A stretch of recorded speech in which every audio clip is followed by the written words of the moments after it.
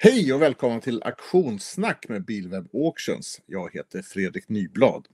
Idag ska vi prata om auktionen som går ut nu på torsdag den 20 november.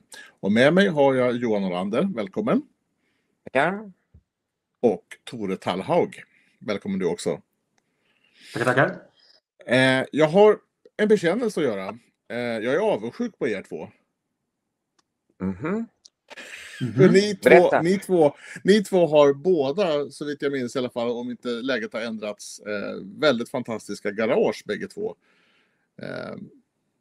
Eller hur Tore? Du har ju ett väldigt fint garage, som jag minns det i alla fall, där du har plats för flera bilar. Ja, det stämmer. Jag hyr ett garage ute på Ekeröarna här, Mälaröarna. Så att, ja, det är bra. Där har jag... Kort och fint kan och plats för reservdelar också. Absolut. Och det är bara Peugeot som gäller i det garaget, eller? Ja, än så länge. Men man vet aldrig. Nej. Och Johan, du har ju inte bara en lyft, du har faktiskt 2 lyftar i ditt garage. Så det är mer en verkstad skulle jag vilja säga. Ja, precis. Jag hade lite tur när jag köpte den här lilla gården för att få plats med mina bilar. Ja. Lyftarna fanns ju inte där, men takhöjden fanns. Mm.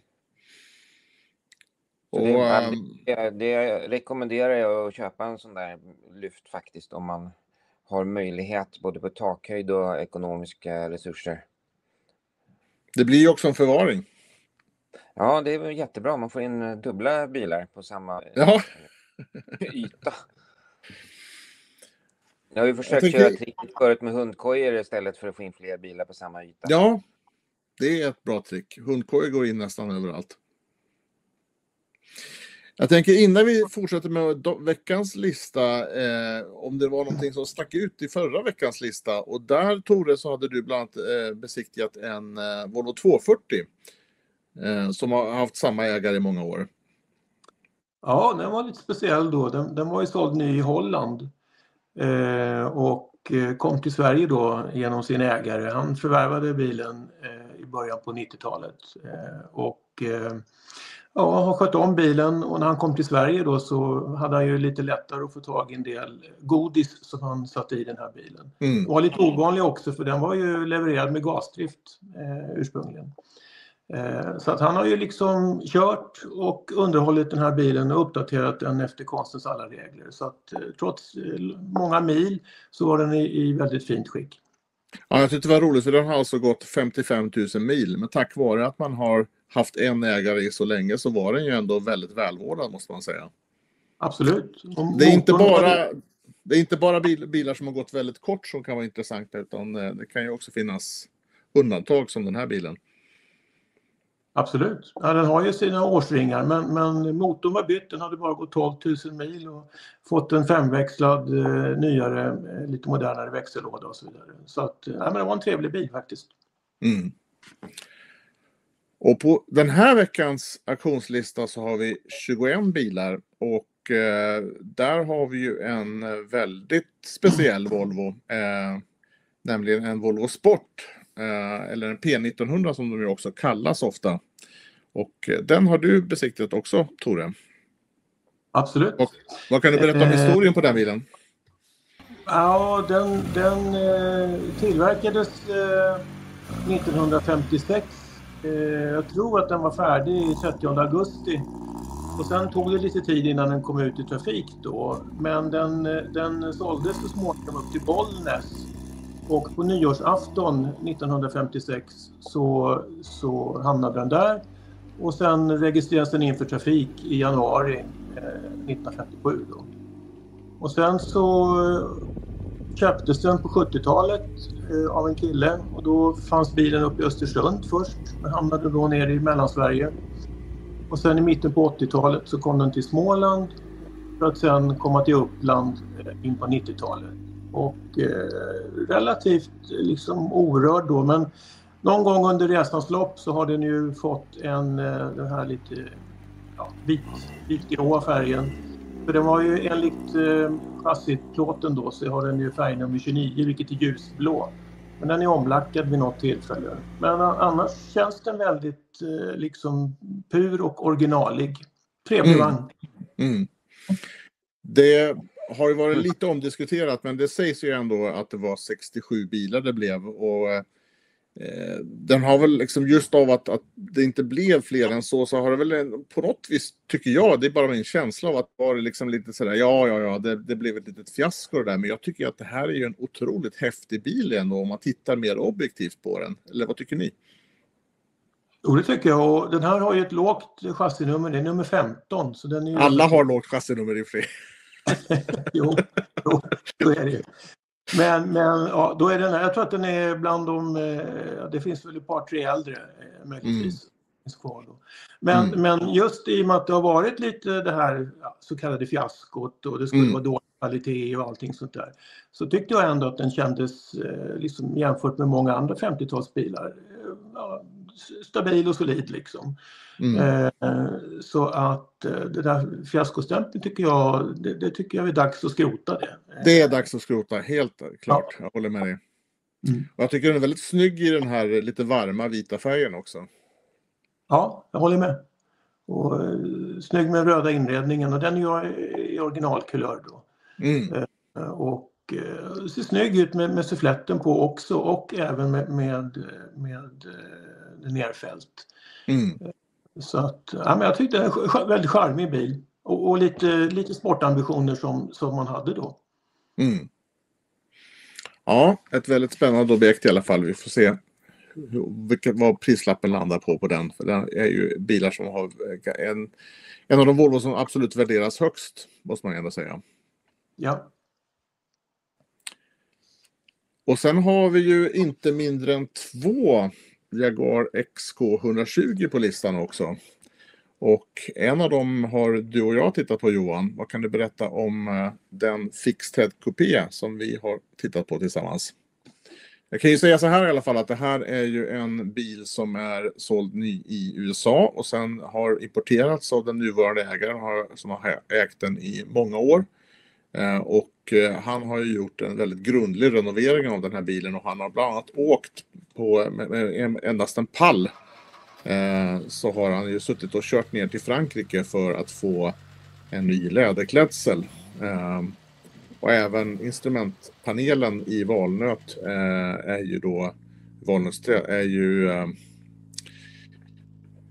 någonting som han har låtit göra av en engelsk specialist. Och det roliga med Jaguar XK120 är ju att det var ju alltså när den debuterade på London Motor Show 1948, så var ju det här världens snabbaste bil. Så det är ganska häftigt tycker jag. Det var ju på sätt och vis en supersportbil för sin tid, måste man säga. Och vad tycker du om formen? Vad Tore? Påminner den om någonting, tycker du? Ja, alltså den har ju drag av de här specialbyggda Peugeot Dalmat-bilarna som byggdes i slutet på 30-talet. Först var det ju roadsterbilar som man körde på Le Mans med. Men sen byggde man även kupémodeller bland annat då, och cabrioletmodeller. Och det är väldigt mycket samma linjer i dem. Så att det är klart att de är fräcka tycker jag. Snygga. Andra, jag vet att du har ju dina preferenser åt Peugeot, men andra säger ju BMW från 30-talet. Men du ser Peugeot. Ja, de är faktiskt lite snarlika. Speciellt kupén då som byggdes. Ja. Och det är ju, när det gäller de här Peugeot-bilarna så var det ju också lite Bugatti över det hela då. Som jag tycker kommer fram här också. Sen är det ju 10 år senare, så det är klart att den har utvecklats lite grann. Blivit lite så modernare för sin tid. För du har ju också då besiktigat en Drophead Coupé, alltså en öppen Jaguar XK120. Ja. Som den är lite fortfarande i väntan på en renovering och väntat ganska länge också. Vad kan du berätta om den här bilen? Ja, den såldes ju nu då 53 och kom med fartyg till Danmark där en fabrikör hade beställt bilen. Och då var det en beige grey, röd inredning, och han körde den och så småningom så blev den omlackerad i British Racing Green, och de sydde om stolar och dörrsidor och gjorde det i svart då. Men i övrigt så är den ju i originalskick då. Och sen jag tror det var 1978 så kom den till Sverige. Det var en svensk entusiast av engelska bilar som köpte den i Danmark, tog hem den och ställde in den i sitt garage i Stockholmstrakten i ett äldre hus. Och där har den i stort sett stått sedan 1978. Den fick en motorrenovering vid millennieskiftet där man har bytt lite i motorn så att den ska vara funktionsduglig. Men sen avled tyvärr ägaren och sen har den stått i det här garaget då i 25 år och totalt nästan 50 år nu. Och det var lite spännande att öppna de garagedörrarna och se liksom solljuset svepa in över en mängd möbler och annat som fanns i garaget. Men där stod även den här Jaguaren då och väntar nu på nya ägare för att förhoppningsvis få komma ut på vägarna igen. Ja, det här kanske kan bli en bil som inte behöver en ny lack till exempel, utan det här, har du någon uppfattning om det? Tror du att det är originallacken? Nej, den var ju grå från början. Ja, just det, precis. Just det. Den är omlackerad någon gång och exakt när det skett vet jag inte, men man kan ju nog behålla det här lite patinerade skicket om man vill. Det finns lite att laga under till på bilen och snygga till, men vi får se vad nya ägare vill göra med den. Men den är otroligt charmig och som är väldigt solid liksom. Känns mycket originalkänsla trots att den är lite pillad med. Men jag tycker det är en härlig bil. Ja, det är inte så ofta man kan se 2 stycken Jaguar XK120 till salu samtidigt, men det har vi alltså på den här listan, på den här auktionen. Ja, precis. Och den är ju vänsterstyrd då, så det är ju lite speciellt. Men de sålde sig mycket för amerikanska marknaden visserligen då. Men, precis. Ja. Vi får se. Johan, är du med oss nu också? Japp. Nu det låter bra det. Det låter bra. Då kanske vi ska prata om en annan engelsman, Johan. En Austin Healey 3000 som vi har tittat på. Och även den är ju, precis som den här som andra fixed-head-kupén, så är ju den importerad från USA. De här bilarna kallas ju ofta för The Big Healys. Ja. Vad var egentligen? Nu tappade jag Fredriks ljud. Men det här är en fantastisk häftig bil. Det är en gammal drömbil som man har haft i många år. Nu fick jag äntligen köra en. Och det visar sig att jag var kanske en aningen för lång för den. Eller också om det kanske går att justera stolen lite bättre. Men det var härligt. Bra vrid i den. Gick bra. Så den skulle jag kunna tänka mig att ha. Ja, det här är ju mycket mer en riktig sportbil än kanske samtida MG, eller vad tycker du, Johan?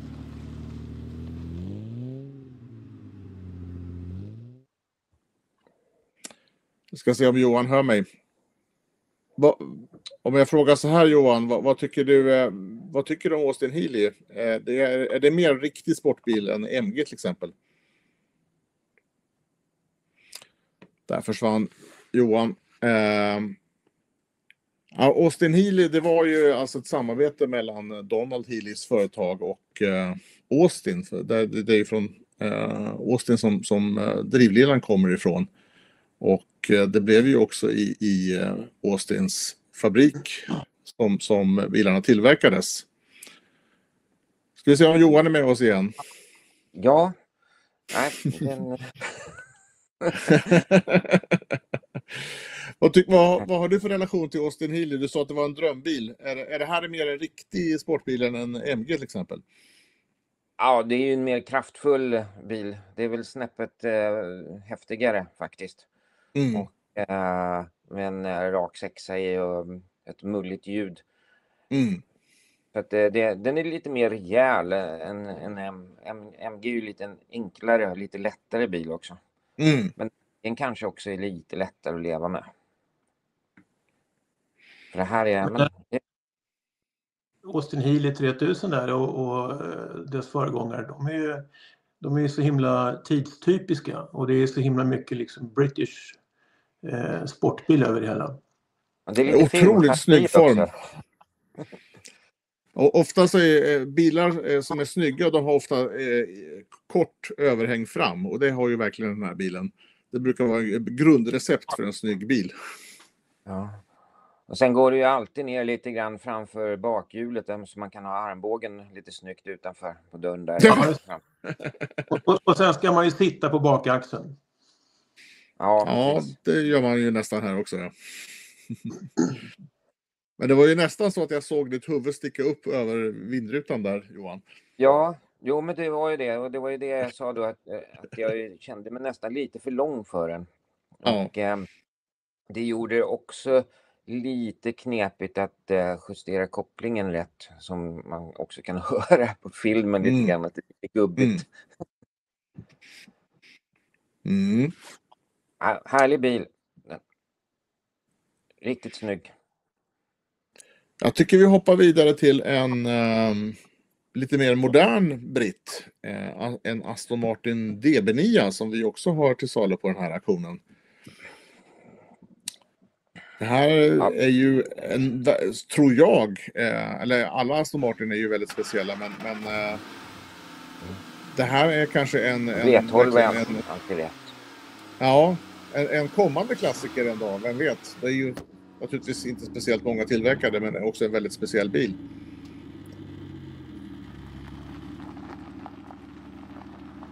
Den här bilen har ju haft samma ägare i väldigt många år och han har ju bara njutit den på sommaren. Till synes väldigt välskött och alltid servad av samma specialist. Jag tittade på den första Bond-filmen med Daniel Craig och där är det väl Aston Martin DBS med en systermodell till den här som syns naturligtvis. Ska det vara en Aston Martin i en Bond-film, men den härlig bil, skönt att köra, härlig att köra, enkel att köra den där också. Så att, den kan man leva med. Ja. Absolut.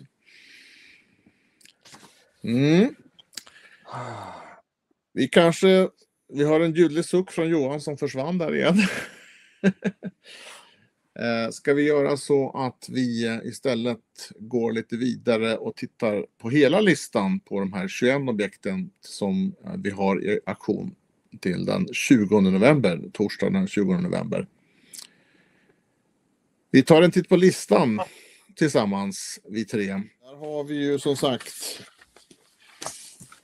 även vi har ju inte bara en Volvo Sport, vi har ju en Volvo 1800 också, Johan. Vad tyckte du om den? För den har vi också tittat på tillsammans. Ja. Sådana där har jag mest sett på håll. Jag har inte intresserat mig så väldigt mycket för dem. Jag har ju också mycket Amazon i mitt liv, så jag tänkte att det där är nog bara en sport Amazon. Men nu fick jag ju köra den här bilen och det är en annan upplevelse. Det är jättetrevlig bil och just det här exemplaret känns så originaligt. Och ja, det är verkligen. Som tanken var när de designades också. Utan den är inte speciellt, den har väl inte så många facelift om man säger så. Jämfört med originalet. Ja, den här kändes väldigt genuin och äkta, den här bilen, och väldigt fortfarande originalskick på många sätt, tyckte jag också. Och det blir ju en annan skillnad med den sittställning som man får i en 1800, men också inte minst, det är ju underbart, det är ju det här ljudet från de här öppna luftfiltren. Insugsljudet är inte dåligt på den här bilen. Jag tycker instrumentpanelen är... Ja! Jag kan liksom inte sluta titta på den igen. Nej. Alltså hela inredningen känns ju väldigt påkostad, med en instrumentpanel som har väldigt fina detaljer, och även dörrsidorna är ju också väldigt snygga på alla 1800 från 60-talet. En verkligen väldesignad bil rakt igenom. Det här är ju en S, alltså den svensk byggd men engelskbyggd kaross, eller hur var det? Precis. De första bilarna byggdes ju hos Jensen, men man hade sådana kvalitetsproblem så att man tog hem tillverkningen årsskiftet 63-64 om jag minns rätt. Men karosserna är ju då på den här bilen, karosserna är ju fortfarande gjorda av Pressed Steel i Skottland. Och sen så blir ju även karosserna gjorda av Olofström lite senare på 60-talet. Men så det är en svensk britt, den här. Ja, Men vi tittar lite mer. Längre ner på listan, är det några bilar som ni kanske inte har sett själva men som ni har reagerat på som ni tycker är intressanta? Ja, Du gillar ju Saab 96, Johan.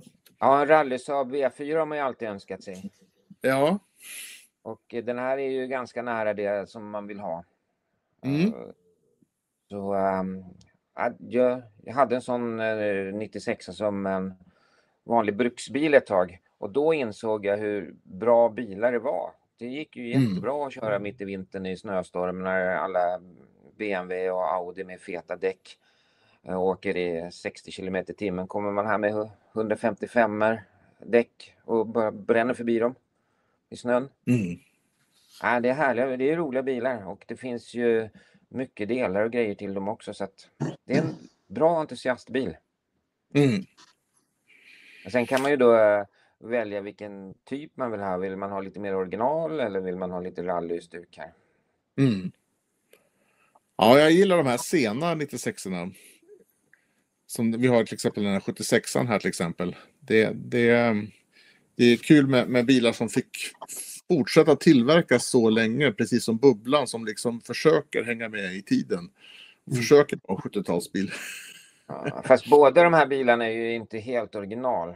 76an har ju då de lite äldre stötfångarna. Ja, jag skulle nog byta till de som var original. För de är ännu roligare. Sen rallybilen bör egentligen ha den killen som sitter på 76an. Det är en 74 år. Men det är det som är så kul. Man kan göra lite som man vill med de här. Godkänt. Johan har godkänt, det är bra.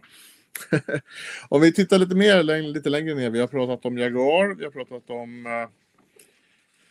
vi har ju även en E-Type. Så det är mycket Jaguar här. Sen har vi en Mini Cooper S som är väldigt välskött. Och sen kommer det en till brittisk sportbil, en Triumph Spitfire. Ja, vet du vad för likhet mellan en sån och en Volvo 240? Nej. Man kan tvärställa framhjulen när man svänger. Ja. Det går att svänga på en 5-öring. Ja. Har du ägt en Triumph Spitfire, Johan? Nej, det har jag inte gjort. Jag har haft lite andra engelska sportvagnar. Jo. Som Jensen Healey och MG. Jag har ju faktiskt ett extraktorgrenrör från BMC Sveriges tävlingsavdelning, sägs det. Vara till en Triumph Spitfire. Ja, ett tips för den som slår till på den bilen. Det är det närmsta jag kommer. Och sen har vi ett par Mercedes av den generation som kallas för Bullmerca i Sverige. Men det var ju roliga och enkla men roliga bilar. Jag måste säga att min personliga favorit av... Nu ska vi se, nu försvann Tore. Min personliga favorit av de här Mercedesarna, det är ju 123an där. En till synes väldigt välskött 123 som inte har gått så alls långt för att vara en sådan bil. Och ser ut att vara väldigt gott skick. Jag skulle kalla den för gubbig, men jag tycker att jag går igång på den här bilen jättemycket. Jag tycker den ser jättehärlig ut. Men det kanske inte är riktigt ditt kopp te, Johan. Ja, då. Sådär. Jag gillar faktiskt de här ändå. Det är bra kvalitet och det är trevligt att köra. Det är ingen racerbil, men det var inte det som var tänkt heller. Nej. Men en 200, det var väl den minsta motorn i de där, va? Ja, vad jag förstår. Verkligen. Men det är ju kul med en röd också, som de allra flesta var ju lite beige och vita och sådana färger. Ja, nej, det är en trevlig färg på den. Ja, vi har lite fler Mercedesar, men vi kanske ska ta den bilen som är sist på listan, för där har vi en Messerschmitt. Och det är faktiskt en hommage, eller en replik kan man säga, på en väldigt speciell Messerschmitt. Det blev enligt utsago bara 3 såna här öppna Roadsters. Så att det här är en mikrobilsamlare som har byggt den här bilen som för att efterlikna de här väldigt speciella bilarna. Vad tycker ni om den? Sportig. Förmodligen lättare att komma i också än ja, ett tak. Det får man tro. Ja. Mikrobilar är ju väldigt spännande. Det var ju liksom en väldigt kort period som mikrobilarna hade sin glansperiod i Tyskland när de sålde i lite större antal. Men ganska snabbt så fick ju genomsnittstysken råd att köpa en lite större bil, och då var ju inte de intressanta längre. Och sen har väl de varit ganska uträknade som samlarobjekt tills för ett antal år sedan, när det verkligen hände någonting på samlarmarknaden. Vad vet du om det, Johan? Ja, fast de har alltid haft sina entusiaster. Jo, absolut. Men de har också fått ett större monetärt värde lite för 20 år sedan kanske. Ja, det var väl då jag började upptäcka dem kanske. Så annars så tyckte man de var lite konstiga. När man var liten så tyckte man de var skumma som åkte runt på vägarna. Men jag fick åka i en sån här, fast en normal, en vanlig, för ett par år sedan. Och det var en häftig upplevelse. Men tänk då att folk åkte på semester med sån här. Ibland med en släpvagn till och med. Ja. Och gärna då... Den här så kallade ostkupan, det måste vara ganska varmt i den här bilen. Ja. Man kan ju också tänka sig att det blir lite immigt om det råkar vara lite regn Absolut. Men det fanns väl en värstingmodell, den här Tiger hette den va? Den var väl, och den har ju tack och lov ett hjul till då, så då har man i alla fall 4 hjul. Det är ganska bra. Ja. Men då krävdes ju också bilkörkort för dem. Precis. Så många av de här var ju för sådana som inte hade körkort. Vanligt bilkörkort. Absolut. Men det kan ju sägas för den som bara har bilkörkort så får man ju faktiskt köra den här också. Man behöver inte MC-kort för den. Så den har lite fördelarna av att vara registrerad som det, men samtidigt så får den som bara har bilkörkort köra den. Men det är ju, Messerschmitt, man kommer ihåg, man byggde ju Airfix-modellen när man var liten. Messerschmitt 109.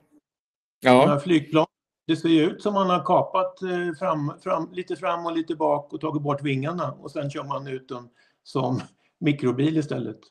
Ja, det brukar ju sägas det, men egentligen så är det ju inga flygplansdelar. Men likheten är ju att det kommer från en Messerschmitts fabrik.